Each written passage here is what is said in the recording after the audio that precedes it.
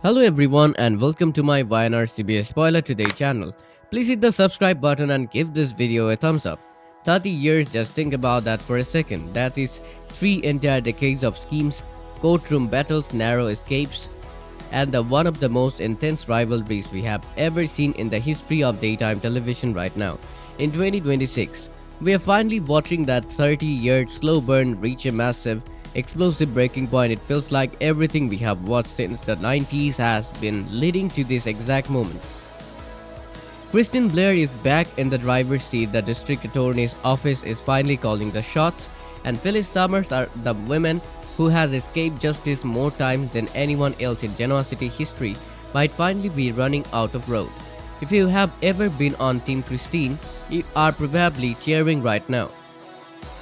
But if you have always rooted for Phyllis, you better buckle up because this one is going to hurt. Well, let's think about how we even got here. Because you really have to understand the history to see why this is so personal. Christine, or Cricket as we used to call her, has always been the woman of principle in this town. She built a career from nothing and survived things that would have broken anyone else. But then, back in 1994, Phyllis Summers walked into town and basically set off a bomb in Christine's life. She didn't just want Danny Romalotti, she wanted to destroy everything Christine had. The funny thing is, Phyllis actually drugged Danny and faked a pregnancy just to break them up.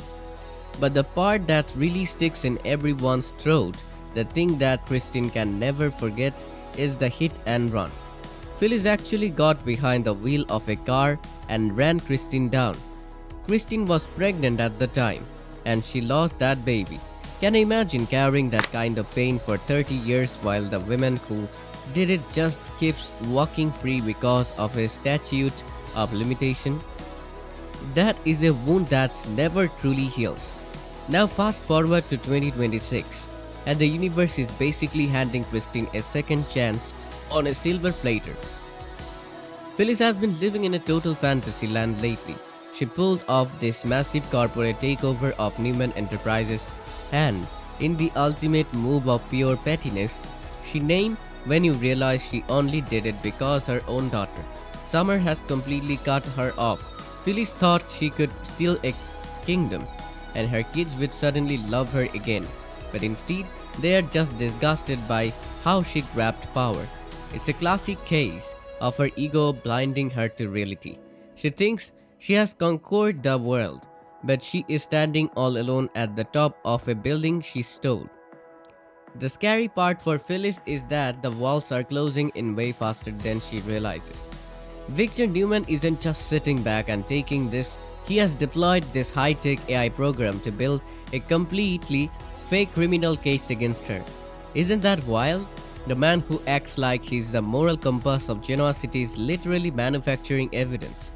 He's got her department heads walking out and her money is drying up. And then you have Victoria Newman, who saw the perfect opening and went straight to Christine with a proposition she couldn't refuse. She offered Christine the district attorney job specifically so she could be the one to put Phyllis away.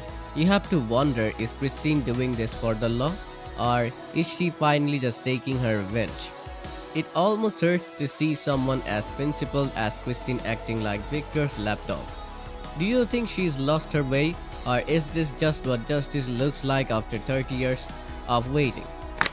When Christine actually showed up at the office with a police officer, you could see the shock on Phyllis' face. She really don't think an arrest was coming. Phyllis tried to play it off like it was just more of their old drama. But Christine wasn't playing around this time. She told her point blank, "I'm not here to intimidate you, I'm here to arrest you." And just like that, the woman who always finds a secret door was being read her rights.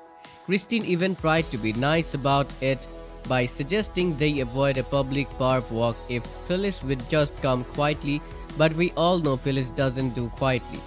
She vowed to fight every step of the way, even as she was being led to the elevator. The funny thing is, even though Phyllis actually did steal the company, the evidence they are using to arrest her is totally phony. Victor and Victoria are taking a massive risk here. If Michael Baldwin can prove that those emails were generated by AI, the whole thing could blow up in their faces.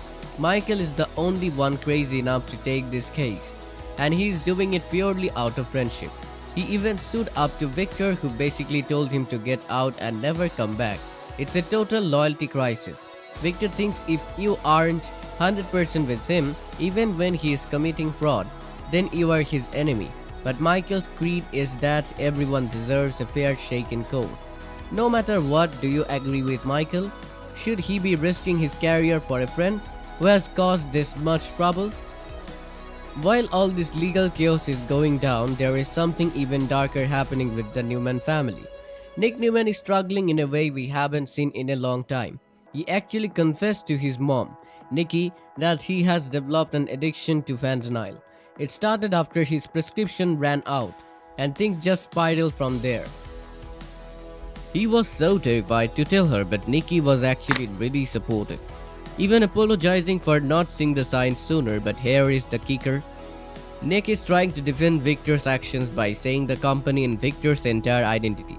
He thinks Nikki should forgive Victor for kidnapping Jacobot because he was desperate, but Nikki isn't having it. She feels like her marriage is finally truly broken this time. Can you blame her?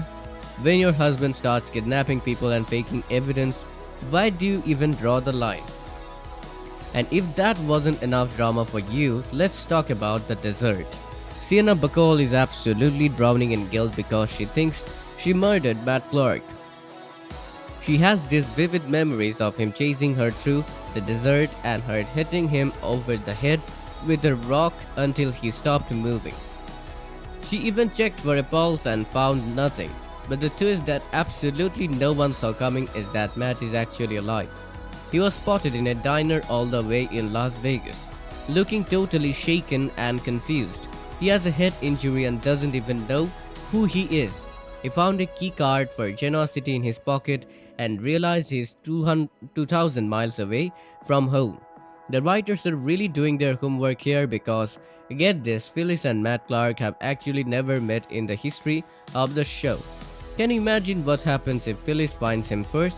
She would probably use a memoryless Matt as the ultimate pawn in her game against the Newmans. Back in Genoa City, Phyllis is already plotting her next move. She wanted Michael to try and get an audio recording of Victor confessing that the evidence is fake. Michael basically told her she was dreaming because Victor would never fall for that. But Phyllis is so desperate she even threatened to fire Michael if it doesn't come up with a better plan in a week. She is also busy accusing Christine of being a puppet and threatening to turn the whole thing into a media scandal. Christine, being the lawyer she is, just warned her that she could sue for defamation on top of everything else. It is just pure, unadulterated tension. Phyllis is in total denial, and it's like she can't see that she's standing on the edge of a cliff. So what do you think is going to happen next? Is Victor finally going to get his company back? Or are he and Victoria going to end up in handcuffs themselves for faking the proof? We know the Newmans usually wiggle out of everything, but this AI trail might be harder to hide than a typical bribe. And what about Matt Clark if he gets his memory back? Is he coming for revenge against Sienna? Or will he be the one to blow Victor's world apart? It feels like the 90s are crashing into the present day in the best possible way. I want to hear your takes on this. Do you think Christine has finally become the villain in her quest for justice? Or does Phyllis deserves every bit of this, even if the evidence is fake? This 30-year rivalry is far from over, and the May sweeps here, you know it's only going to get crazier. If you want to keep up with every twist and turn in Genoa City, make sure you hit that subscribe button and give this video a like. We're going to be following this trial every step of the way, so don't miss out. Drop a comment below and let's debate Team Phyllis or Team Christine. We will see you in the next one. For 30 years, the war between Phyllis Summers and Christine Blair has burned like a fire that could never truly be extinguished. And now, in 2026, that fire is finally threatening to consume everyone standing too close to it. In Genoa City, old wounds never stay buried. But what makes this latest chapter so explosive is that It is not just another argument between rivals or another round of petty revenge. This time, lives, career, marriages, and entire legacies are hanging in the balance. The Young and the Restless has taken one of the most iconic rivalries in daytime television history and pushed it to a level fans never imagined possible. Watching Christine Blair walk into Summer's conglomerate with police officers behind her felt less like a routine arrest and more like the climax of a story that has been building since the 1990s. The moment Phyllis saw Christine standing there with legal documents in hand, there was genuine fear in her eyes because for the first time in years, she realized she might not be able to manipulate her way out of this disaster. Christine's voice was calm, almost cold, as she informed Phyllis that she was under arrest, and the tension in that room became unbearable. Phyllis tried to laugh it off at first, treating it like one more battle in their endless feud. But Christine was not interested in old games anymore. She made it painfully clear that this was official, serious, and potentially the beginning of the end for Phyllis Summers. The irony of the entire situation is impossible to ignore because even though Phyllis absolutely crossed the lines to seize control of Newman Enterprises and transform it into Summers' conglomerate, the evidence being used against her may itself be completely fraudulent.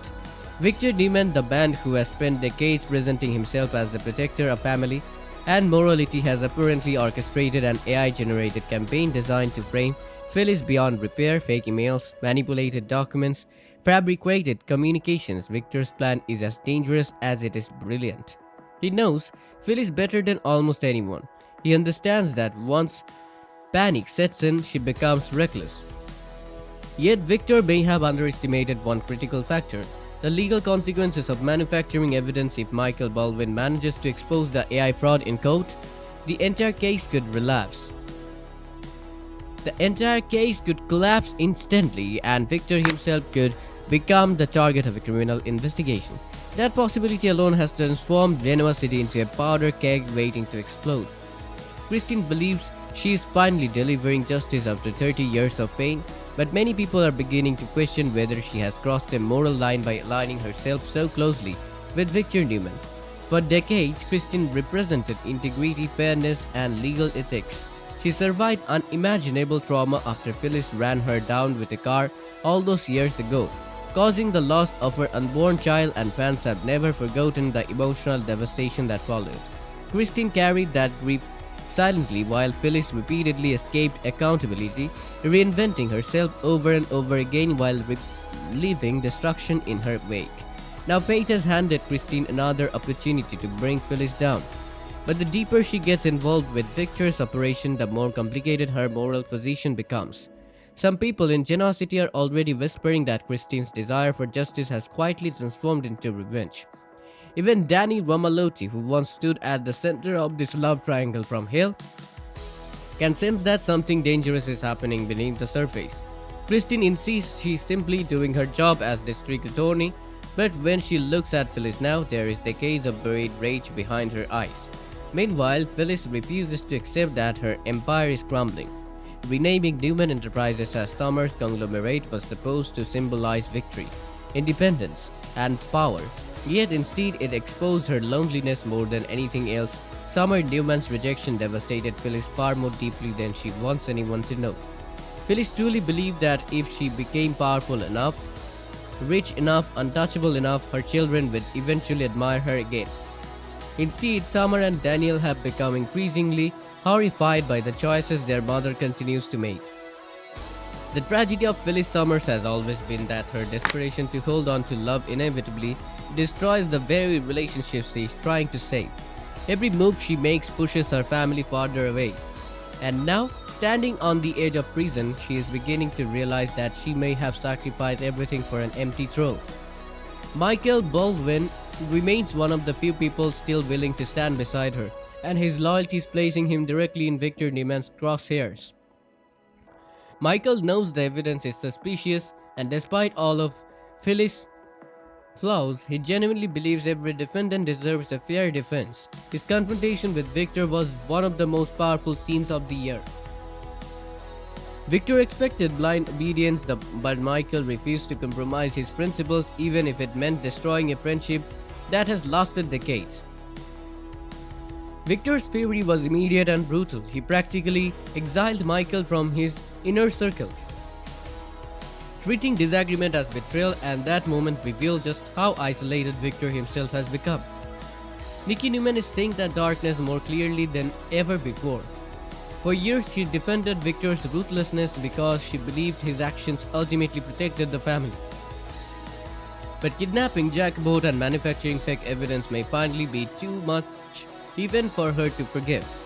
Nikki's heartbreak is becoming increasingly obvious as she watches the man she loves descend deeper into moral corruption. At the same time, Nick Newman is battling demons of his own after confessing his fentanyl addiction to Nikki in one of the most emotional scenes the show has delivered in years.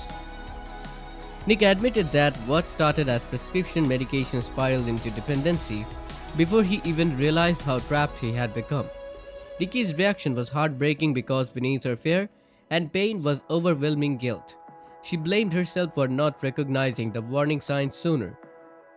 And for a brief moment, viewers saw the Newman family stripped of all wealth and power, reduced to a mother trying desperately to save her son. Yet even in the middle of his addiction struggle, Nick still defended Victor's actions, arguing that Newman Enterprises is his father's identity and that desperation drove him to extremes. Nikki could barely believe what she was hearing.